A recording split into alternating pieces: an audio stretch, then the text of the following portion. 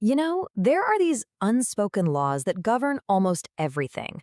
Laws of power, of strategy, of strength, that are rarely, if ever, written down. Today, we're going to uncover those hidden rules. We've all heard of Machiavelli, right? He wrote about power, gave us the cold, hard truths of how kingdoms are won and lost. But here's the thing, he didn't write everything. Some rules were just too subtle, maybe too dangerous to put on paper. They were meant to be observed, not taught. And these are those rules, the ones you only learn by watching carefully, the rules that operate just beneath the surface of every single interaction. So, let's begin.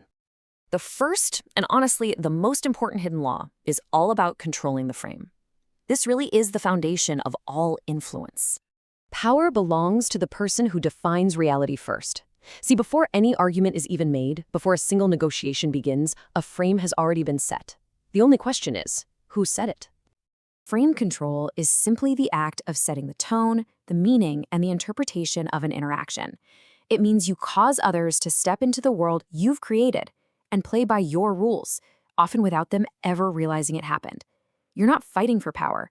You are shaping the very environment where power is decided. Now, let's talk about how power is lost. It's rarely lost in some big, dramatic event. No, it's lost in a series of quiet moments you barely even notice. And this is absolutely crucial to understand. Power isn't taken from you, it is surrendered. You give it away, piece by tiny piece, in these micro concessions that seem so harmless at the time. Just think about this. That apology you didn't really need to give. The boundary you softened just to avoid a little friction. That small moment of disrespect you just let slide. The uncomfortable silence you rushed in to fill. The truth you swallowed just to keep the peace. Every single one of those is a small surrender. And each one teaches others exactly how they're allowed to treat you. Understanding this leads us to strategic positioning. See, it's not always about what you do, but how you are. And there are 4 pillars to a powerful presence. Okay, the first pillar is certainty. People don't actually follow the kindest person, they follow the most certain one.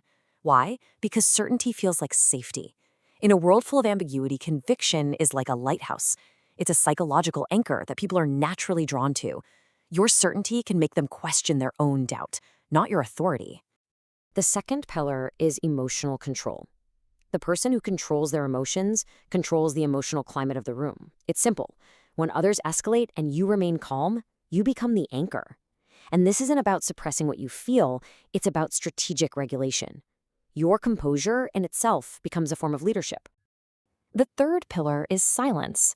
Now, silence is not an absence of something. It is an active force. It creates pressure. It invites other people to project their own insecurities into the space you've created. You'll find people reveal themselves in silence, rushing to fill that void with all their fears and assumptions. It is truly concentrated power. And the fourth pillar is distance. Familiarity can sometimes breed entitlement, while distance often breeds respect. Now, this isn't about being cold or disconnected, not at all. It's about strategic positioning. When you aren't always accessible, your presence, your time, and your opinion simply hold more weight. So, all of this brings us to the ultimate levers of power. And these aren't about winning the game. They're about changing the very nature of the game itself. Truly powerful people very rarely compete on the terms they're given. Instead, they just redefine the game. They shift the goal. They change the metric for what success even looks like. They reframe the conflict. And ultimately, they redefine what winning even means. They win by redesign, not by force. But perhaps the deepest form of leverage is entirely internal.